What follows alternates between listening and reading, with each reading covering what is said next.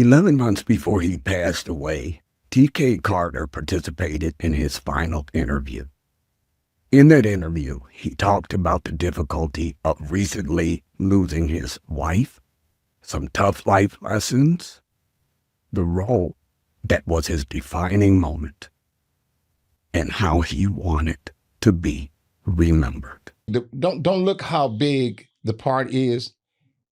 Know what the part is, but God could be having you go there because that's the open door that's going to go to the big thing. Everything starts from a seed. Yeah. You know what I'm saying? So doing those shows really helped me. Mm-hmm. Because a lot of people saying, "Oh man, you know, why you doing TV, man? Why you doing the kid shows? Why you doing?" Yeah, that's so true. Look, we already have talked about how trauma blinds us to not only ourselves, but it can weaken our belief in our purpose and our calling. And when we hold big dreams, if we can somewhere inside us, even in the middle of that trauma, we can hold those dreams. It's like when I dropped out of school, I learned just before my dad passed away that he didn't give up on me. He wanted one child at least to graduate from college, and none of us had. And I think on some level, it's like he held my destiny in his heart and refused to let it go. Now, I let it go. I dropped out. I was just at the edge of graduating with my bachelor's. The domestic violence got in the way. Now, I'm saying all of this to say, with respect to what TK just said, sometimes we can have such a big dream that we miss the stepstone opportunities that are facing us. We don't want to, like he said, he took a bunch of small parts and stuff, but it walked him to a big opportunity. The connections he made, the work he did. He'd been there since the 70s, and he always took these small parts. Some of you might remember him from Punky Brewster. And a lot of people were telling him, man, why are you taking all these little parts? Well, number one, it put food on the darn table. And number two, he was collecting divine connections. He didn't even recognize that he was connecting. Now, if you go to the Green Room podcast and watch his entire interview, you'll see where all of this came to fruition in his defining moment role. So we don't recognize that the little things that we do, the little steps that we take, the little opportunities that we avail ourselves of are not to be poo-poo. It's like you said, everything starts from a seed. It's laying those little seeds along the way. So when everybody was making fun of him and couldn't understand why he was taking all of these so-called insignificant roles, they couldn't have hardly seen what it was going to yield him later on. And I say that to encourage all of us. Don't despise the days of small beginnings. And everything that you do it with excellence. When you can walk away from a relationship, a job, anything that you participated in, knowing you did the right thing and knowing that you gave it your best, then you have nothing to feel bad about. And understand that destiny only reveals itself as we take each step along our way. So if you feel like that you're doing nothing, that something that you're doing is insignificant, look at me. Look at me. I had a 37-year federal career. And during that time, I went to get my bachelor's. I went to get my master's. I eventually got my PhD. Degrees have a thing to do with the job I was doing with the government. Absolutely nothing. But I didn't recognize as I was accomplishing these things that it would even lead me here, where I can help other people who have been through trauma. That takes so long to wake up to what trauma's doing in their lives. I didn't know that my daily job, which played out, honey. I couldn't do it no more. But anyway, that's another story for another time. But I didn't recognize that I was still walking toward my destiny. Got nothing to do with the job I did for 37 years. So if you see an opportunity and your gut is telling you to take that opportunity, don't get the big head and let ego tell you that you're better than that. I shouldn't this and I shouldn't that. Because as TK said, it's the small things. And the Bible says, despise not the day of small beginnings. That's the beginning of your walk toward destiny. How bad do you want the job without selling your soul? I'll be an extra before I sell my soul. And there you go. There you go. Okay.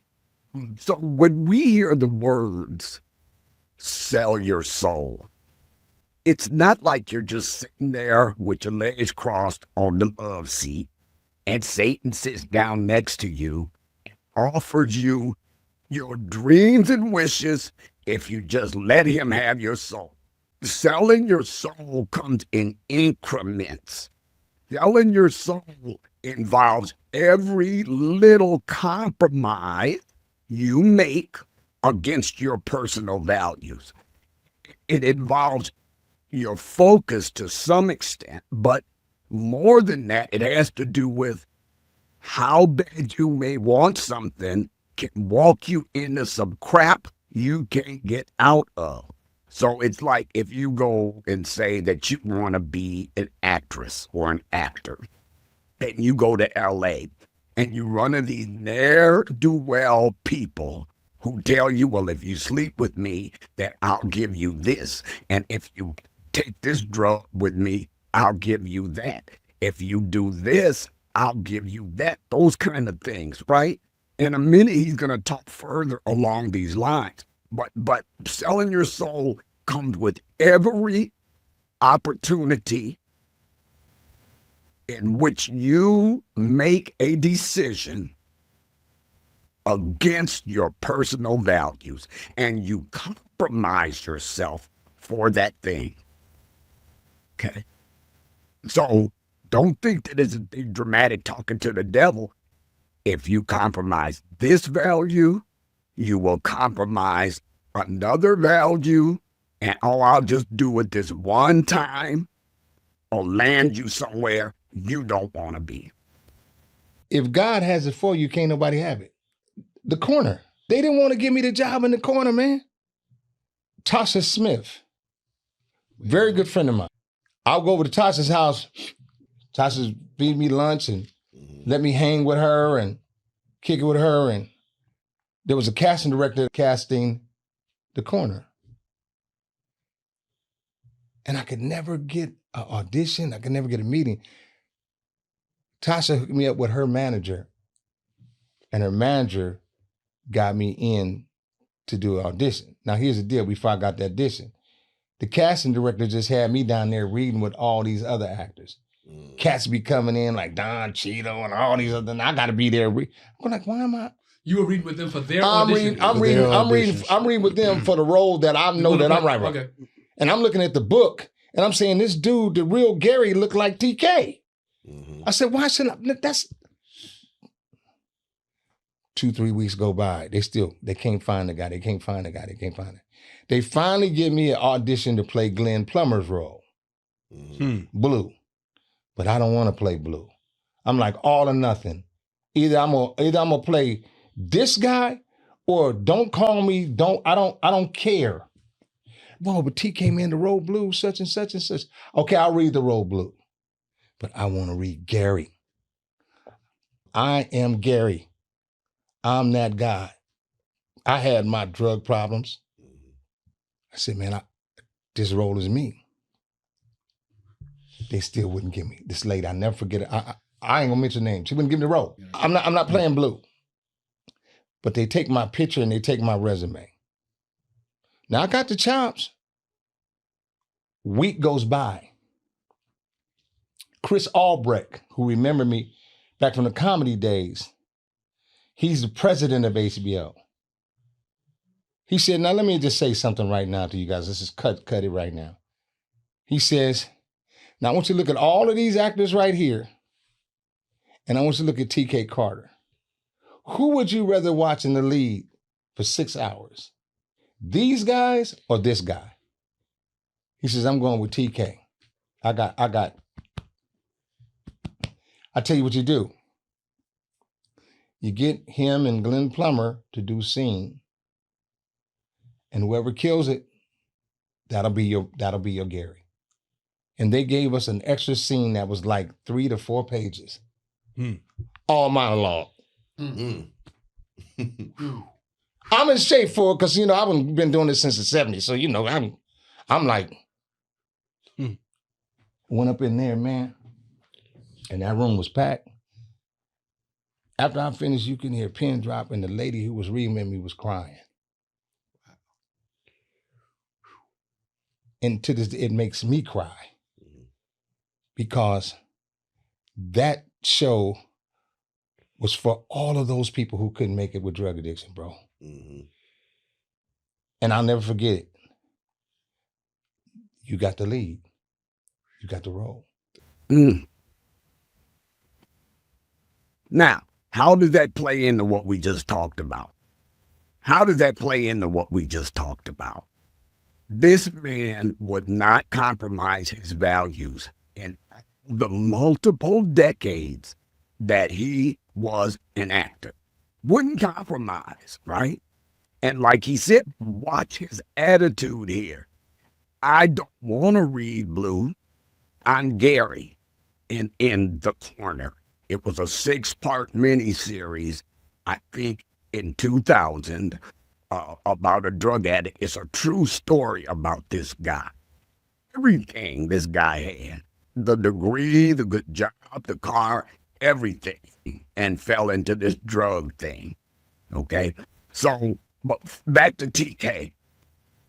He knocked that part out of the park. But when this guy from HBO came in and put it into it, see, none of those people wanted to give him this part. None of them. I'll read blue. That was the first destiny decision he made. Then what happened? This guy came in and put the kibosh on the whole dang thing. No, y'all, guess what? We're going to do it like this. Who do you want to see for 6 hours playing this guy? A or TK? We're going to put them together. We're going to have them read, and whoever comes out winning is the guy that's getting this part. Oh, stop. I'm putting it into that. And that's what he was talking about. If God has something for you, nobody else can take it. But now watch it. Watch it. A lot of times we want to pry open closed doors. That's when we get into trouble. That's when we waste our time. Trying to force an issue. This goes with whether you dating, got somebody, something guy you like. It goes for career opportunities. It goes for all of that. Whatever it is. That's why it's so important for us to keep our ear to the spiritual ground so we know and can let our discernment tell us when we wanting something right now that ain't right for us. But because this guy went and he did what he had to do, he got that role. And as he said, that was a defining moment for him in his career. That was a defining moment for him as an actor. It really gave him the opportunity to show people his chops. And it made a major difference. This guy did what he had to do. God stepped in. Now, I'm just saying all this because the way it struck me, I needed to not be trying to force an issue in my life, career-wise, relationship-wise, whatever, because I'd rather have the Lord close the door in my face than to walk through that door and have hell to pay for it. Not that he's going to punish you for that. We've got our free will. But the reason he closed that door because it wasn't the best for us. Either it wasn't the best for us at that moment, or it's not the best for us ever. And so, good for you, TK. That right there was a profound thing for me to hear him say. But what you gonna do when you get it? Now it's time to go to work. Mm-hmm. And I set myself up and I closed myself off for 6 months because we got there in July. We rehearsed in July. Charles Dutton, August, September. We got out there in December. So I was in Baltimore from July to December. Wow. In that hard Baltimore, in that, I could never do it again. Mm. I could never, it was the hardest work I've ever done in my life. Now, here's what's the kicker about it, right? And I ain't gonna name some names. It was some very big black actors were hearing them dailies come, man, I hear TK Carter's, man, he's, so now the comedy dude who you thought was comedy, who was always serious actor too, now he gets the opportunity to go to another level. And this is where I say, if your preparation is together, anybody can give you any project or script and you're gonna kill it because your preparation is together. All it is material. If somebody gave you Trading Places, let's say Trading Places has never been done. They say we want Tony Rock right now to do play it. He could do it. If he says, if he say, okay, we're giving Trey, we're giving you Lethal Weapon. You're gonna play the Mel Gibson, you're gonna play the Danny Glover part. And you ready? The script is A1. You can't lose it. The recipe, it's the recipe for the food. It's theirs, one. You can't mess it up. There it is. Look. Success is when preparation meets opportunity. Preparation meets opportunity. Things can go ways you never thought they would. And you'll be faced with an opportunity. Are you going to be prepared for that? Are you ready for that? You just keep your head down, keep preparing yourself. Whatever it is, if you're a singer, keep taking the singing lessons. If you're a writer, you don't stop writing just because some joker said no. Do you know how many Hollywood blockbuster movies came about and somebody that should have known better turned the script down, right?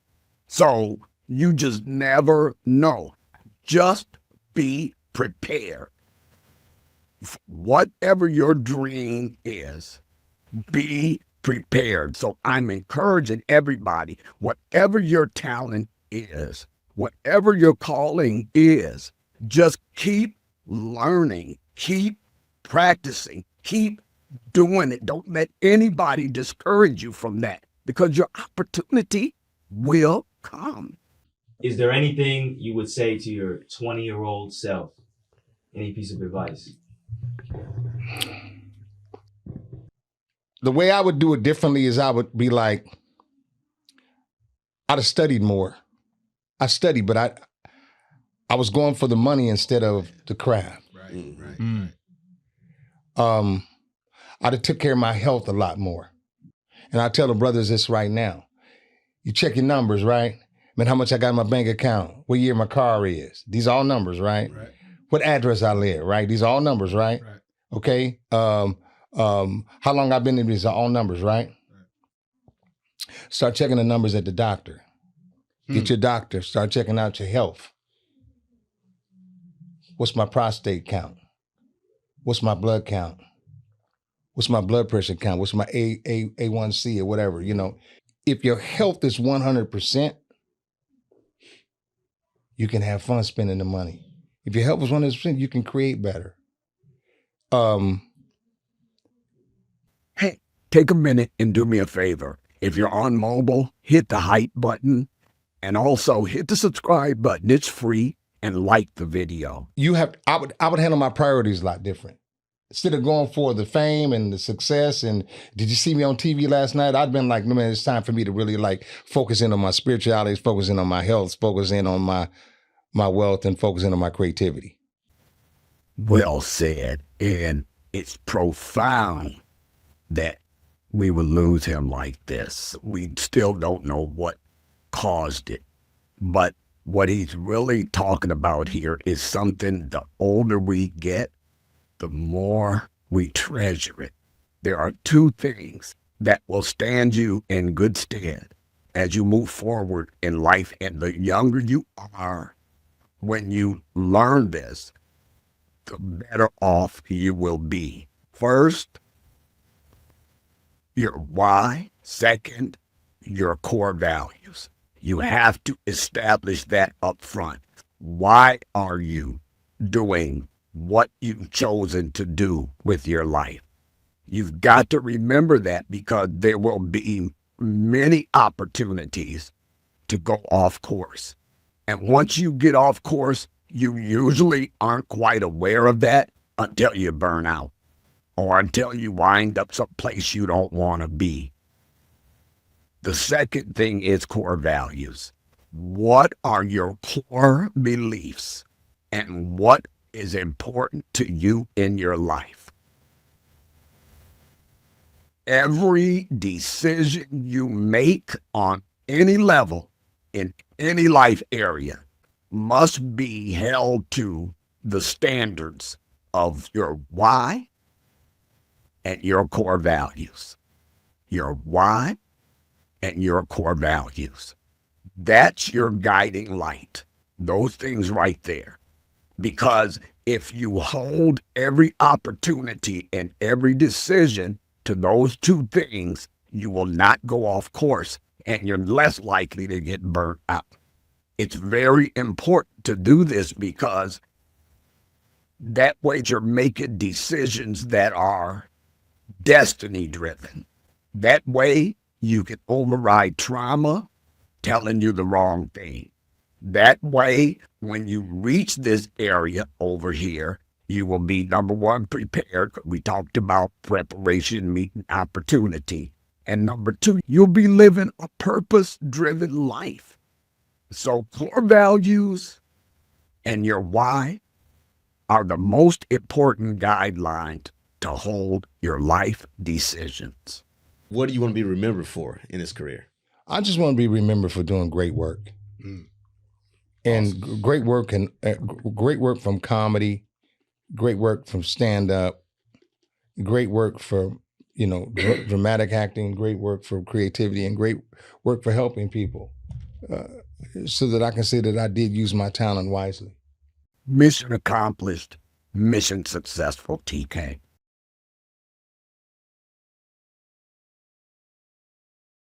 Always remember, your greatest power is realized in the truth of who you are. Know that truth.